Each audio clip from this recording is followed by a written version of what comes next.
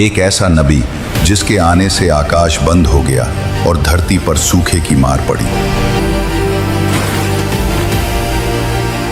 ऐसा नबी जिसके जरिए परमेश्वर ने चमत्कार दिखाए जो आज भी लोगों के दिलों को छू जाते हैं। एक ऐसा नबी जो परमेश्वर के इतना करीब था कि कौवे उसके लिए रोटी लाते थे। ऐसा नबी जिसने एक विधवा के आटे को कभी खत्म न होने वाला बना दिया। और एक ऐसा नबी जिसके हाथों मृतक को जीवन मिला। उसका नाम था एलिया। लेकिन आखिर कैसे इस नबी को परमेश्वर ने चुना जो राजाओं के पापों का हिसाब चुकाने आया था? कैसे एक क्रूर राजा ने परमेश्वर को ठुकराया और पूरे देश को भूखमरी की चपेट में डाल दिया?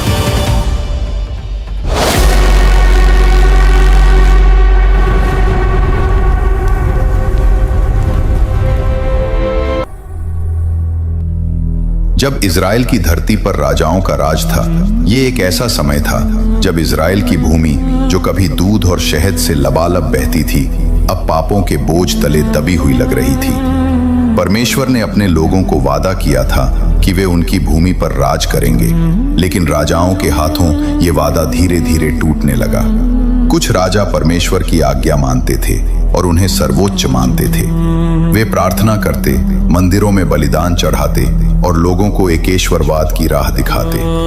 उनके शासन में शांति होती, फसलें लहलहाती और पड़ोसी देशों से भय न लगता। लेकिन कुछ राजा अपनी मर्जी के मालिक थे। वे परमेश्वर को नकारते थे और वे सारी बुराइयां करते थे जो परमेश्वर को नापसंद थीं। ये राजा सत्ता के नशे में चूर हो जाते। वे विदेशी देवताओं की पूजा करने लगते, अपनी प्रजा पर अत्याचार करते और परमेश्वर के नियमों को पैरों तले रौंदते। जब पाप बढ़ जाते, परमेश्वर कोई नबी भेजते और लोगों को चेतावनी देते। ये नबी परमेश्वर के दूत होते जो सच्चाई की आवाज बनते। वे राजाओं के महलों में घुसते, लोगों के बीच चिल्लाते और कहते कि सुधार हो वरना विपत्ति आएगी। आज की कहानी है एक ऐसे ही नबी की। उस समय में एलियाह नबी था। परमेश्वर ने उसके जरिए बड़ी बड़ी घटनाएं की। वो परमेश्वर का सच्चा भक्त था, हमेशा पवित्र जीवन जीता। जो सही था वही परमेश्वर की नजर में करता। जब हम एलियाह के जीवन को देखते हैं तो पता चलता है कि वो परमेश्वर से कितना प्रेम करता था।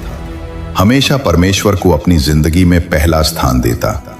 उसके जीवन में कई ऐसी घटनाएं घटी जो हमें रोमांचित कर देती हैं। कल्पना कीजिए, एक साधारण आदमी जो पहाड़ों की गोद में रहता है, अचानक परमेश्वर की आवाज सुनता है।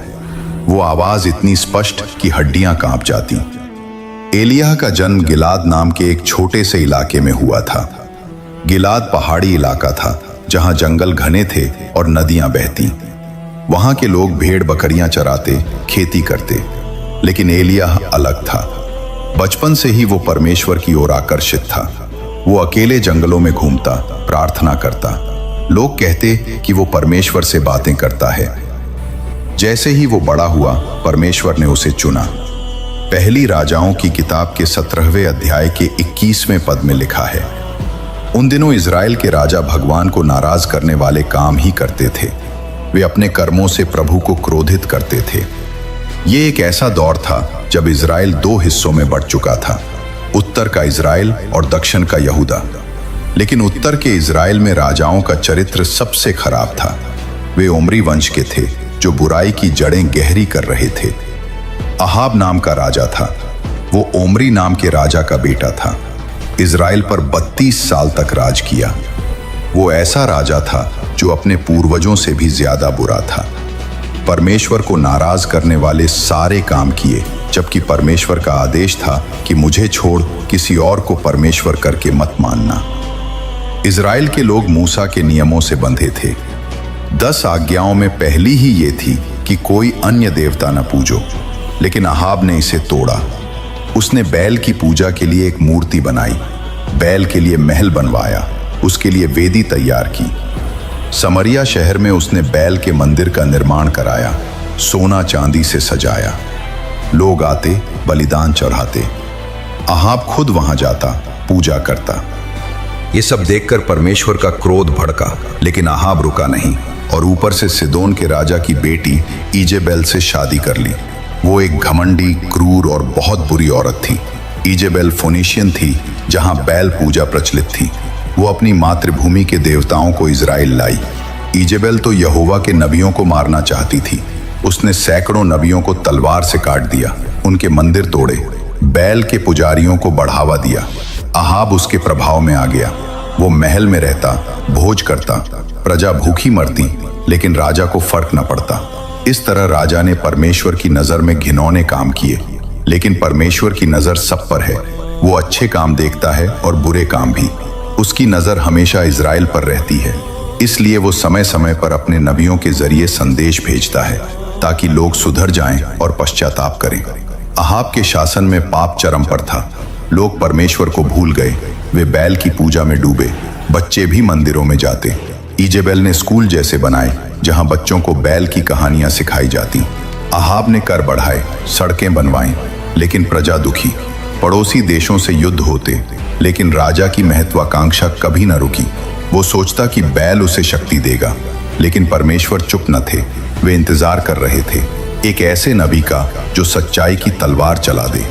एलिया का आगमन इसी क्रम में हुआ। वो एक यायावर था, लेकिन परमेश्वर का चुना हुआ। उसकी आंखों में आग थी, दिल में भक्ति।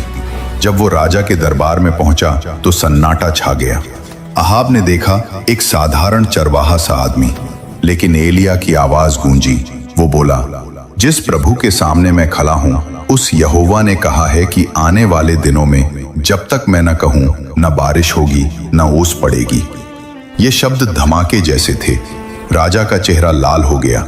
इजेबेल ने चिल्लाया, लेकिन एलिया चला गया। कुछ दिनों में एलिया की भविष्यवाणी सच होने लगी।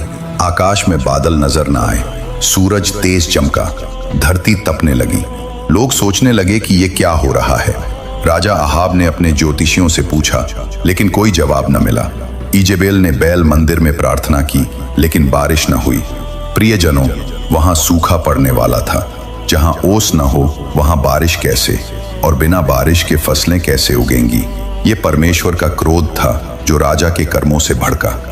देश में भूखमरी आने वाली थी, भोजन की कमी होनी थी, नदियां सूखने लगी, कुएं खाली, लोग घास खाने लगे, बच्चे रोते। लेकिन एलिया कहाँ था? परमेश्वर ने उसे सुरक्षित रखा। इसलिए परमेश्वर ने एलिया से कहा, उठो, वहां चरित की नदी के पास जाओ। मैंने वहां के कौओं को आदेश दिया है कि वे तुम्हें खिला दें। नदी का पानी पियो। बस कल्पना कीजिए, कितना सुंदर दृश्य। कौआ परमेश्वर के भक्त को रोटी लाकर खिलाता है। परमेश्वर कैसे अनोखे इंतजाम करते हैं। ये दृश्य ही कितना रोमांचक है। एलिया ने परमेश्वर की अनुमति ली और चरित की धारा के पास छिप गया। चरित एक छोटी सी धारा थी जो पहाड़ों से निकलती। जंगल घना, पेड़ ऊंचे। एलिया वहां एक गुफा में रहा। सुबह होते ही कौवे आते। एक कौवा चोंच में रोटी का टुकड़ा, दूसरा मांस का। एलिया धन्यवाद देता, पानी पीता। दिन बीतते गए, सूखा बढ़ता गया। राजा के सैनिक एलिया को ढूंढते, लेकिन परमेश्वर ने उसे छिपा रखा। यह परमेश्वर का न्याय था। प्रियजनों, ये घटना हमें सिखाती है कि परमेश्वर अपने भक्तों की रक्षा कैसे करता है। जब दुनिया दुश्मन बने, परमेश्वर पक्षी भेजते हैं। एलिया प्रार्थना करता। वो सोचता कि राजा कब सुधरेगा, लेकिन अहाब कठोर था। वो और मूर्तियां बनवाता। प्रजा दुखी, किसान रोते, फसलें मुरझाईं, बाजार खाली, लेकिन कौवे न रुके। हर सुबह, हर शाम एलिया का विश्वास बढ़ता। सब चलता रहा, लेकिन सूखे के कारण धारा भी लंबे समय तक पानी देती रही। बारिश न हुई तो धारा सूख गई, पानी की बूंदें रुक गईं। एलिया घबरा गया, लेकिन उसके पास एक ही रास्ता था, परमेश्वर से प्रार्थना। वो घुटनों पर बैठा, आंसू बहाए, हे परमेश्वर, तुम्हारा वचन सत्य है, अब क्या? तब परमेश्वर ने कहा, उठो, जेरेफात शहर जाओ। वहां एक विधवा को मैंने आदेश दिया है कि वो तुम्हें खिला दे। जेरेफात सिदोन का शहर था, इजेबेल का क्षेत्र। लेकिन परमेश्वर का आदेश। एलिया चला, रास्ता कठिन, पहाड़ चढ़े, जंगल पार किए, प्यास लगी, लेकिन विश्वास पर चला। प्रियजनों, ये यात्रा हमें सिखाती है कि परमेश्वर के रास्ते पर कांटे होते हैं, लेकिन अंत में फूल। एलिया ने परमेश्वर की आज्ञा मानी और जेरेफात की विधवा के पास चला। शहर के द्वार पर पहुंचा, देखा एक विधवा लकड़ियां इकट्ठा कर रही है। उसके चेहरे पर थकान, कपड़े फटे, बाल बिखरे। एलिया को पता था यही वही विधवा है। उसके पास गया और बोला, मुझे पानी लाकर पिलाओ, साथ में रोटी भी लाओ। विधवा चौंकी, बोली, ये भूखमरी का समय, रोटी कहाँ? लेकिन एलिया का विश्वास अटल। विधवा ने एलिया से कहा, तुम्हारे परमेश्वर की कसम, मेरे पास कोई रोटी नहीं। प्रियजनों, इस घटना से पता चलता है कि परमेश्वर ने विधवा से सचमुच कहा था, इसलिए उसने एलिया से कहा, तुम्हारे परमेश्वर की कसम। वरना विधवा को कैसे पता कि एलिया परमेश्वर का आदमी है? विधवा ने आगे कहा, मेरे पास एक मुट्ठी आटा है, कुछ तेल का भंडार है। मैं ये लकड़ियां ले रही हूं ताकि आटा और तेल से रोटी बनाऊं, बेटे को खिलाऊं, खुद खाऊं, फिर हम दोनों मर जाएंगे। विधवा का यही विचार था, क्योंकि भूखमरी के दिनों में उसके पास बस थोड़ा सा आटा और थोड़ा सा तेल बचा था। पति मर चुका था, बेटा छोटा था और सूखे ने पूरे इलाके में भारी संकट ला दिया था। वह लकड़ियां बटोर कर बेचती थी, मगर अब बाजार सूने पड़े थे, लोगों के पास खाने को भी नहीं था। परंतु एलिया ने उत्तर दिया, डरो मत, पहले मेरे लिए एक छोटी रोटी बना लाओ, फिर अपने और अपने बेटे के लिए बनाना, क्योंकि इज़राइल का परमेश्वर यहोवा कहता है, जब तक धरती पर वर्षा न होगी तब तक आटे का घड़ा खाली न होगा और तेल का कुप्पा घटेगा नहीं। विधवा ने वही किया जैसा नबी ने कहा, और जैसा यहोवा ने कहा था, आटे का घड़ा खाली नहीं हुआ और तेल का कुप्पा घटा नहीं। हर दिन वही चमत्कार होता रहा, न अधिक न कम, जितनी जरूरत थी उतना मिलता रहा। यह यहोवा का वचन था और वह पूरा हुआ। दिन बीतते गए, एलिया उसके घर में ठहरे रहे और विधवा तथा उसका बेटा उस ईश्वर की विश्वास योग्यता को प्रतिदिन अनुभव करते रहे। कुछ समय बाद उस स्त्री का बेटा गंभीर रूप से बीमार पड़ा। उसकी सांस रुक गई और वह मर गया। विधवा ने दुख से भरकर एलिया से कहा, हे परमेश्वर के जन, क्या तुम इसलिए आए हो कि मेरा पाप मुझे याद दिलाया जाए और मेरा पुत्र मर जाए? एलिया ने कहा, तुम्हारा पुत्र मुझे दे दो। वह बच्चे को ऊपर अपने कमरे में ले गया, उसे अपने बिस्तर पर लिटाया और यहोवा से प्रार्थना की, हे मेरे परमेश्वर यहोवा, क्या तू इस स्त्री पर जिसने मुझे आश्रय दिया विपत्ति ले आया है? हे यहोवा, इस बच्चे के प्राण उसे लौटा दे। एलिया ने 3 बार बच्चे पर अपने आप को फैलाया और फर्वेंटली प्रार्थना की, और यहोवा ने एलिया की सुन ली। बच्चे में फिर से प्राण लौट आए। एलिया उसे नीचे उसकी माँ के पास ले आया और बोला, देख, तेरा पुत्र जीवित है। विधवा आनंद और श्रद्धा से भर उठी। उसने कहा, अब मुझे मालूम हुआ कि तुम परमेश्वर के सच्चे जन हो और यहोवा का वचन जो तुम्हारे मुख से निकलता है वह सत्य है। प्रियजनों, इस घटना से हमें एक गहरी सीख मिलती है। जब हम परमेश्वर के जनों का सम्मान करते हैं, न कि इसलिए कि वे मनुष्य हैं, बल्कि इसलिए कि वे परमेश्वर की बुलाहट में चलते हैं, तब हम स्वयं परमेश्वर का सम्मान करते हैं। बाइबल सिखाती है कि जो किसी नबी को नबी होने के कारण ग्रहण करता है वह नबी का प्रतिफल पाएगा, और जो किसी छोटे से छोटे परमेश्वर भक्त को भी आदर देता है उसका प्रतिफल खोया नहीं जाता।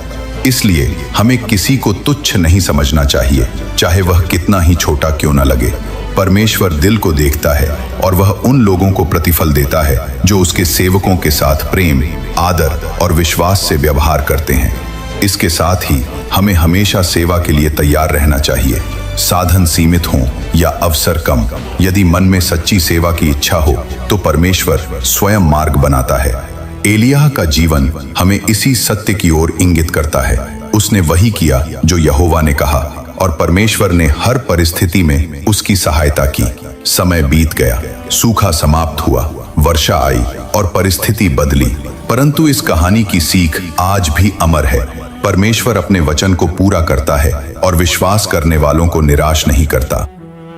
एलिया की कहानी यहाँ खत्म नहीं होती। असल चुनौती तो अब उसके सामने खड़ी होने वाली है, इजाबेल और उसके निष्फल देवता बाल के झूठे भविष्यवक्ताओं से एक ऐसा सामना जिसने इतिहास की दिशा बदल दी। क्या होगा जब एलिया परमेश्वर के सामर्थ्य पर खड़े होकर उनसे भिड़ेगा? कैसे परमेश्वर अपनी महिमा प्रकट करेंगे? मैं अगला पाठ लेकर आऊंगा और उसमें आपको इस अद्भुत और रोमांचक घटना का पूरा वर्णन बताऊंगा। यकीन मानिए आप वो पाठ बिल्कुल मिस नहीं करना चाहेंगे। तब तक हमारे चैनल से जुड़े रहें और इस वीडियो को अपने प्रियजनों तक साझा करें ताकि उनके जीवन में भी आत्मिक उन्नति आ सके। आप सभी को जय मसीह की।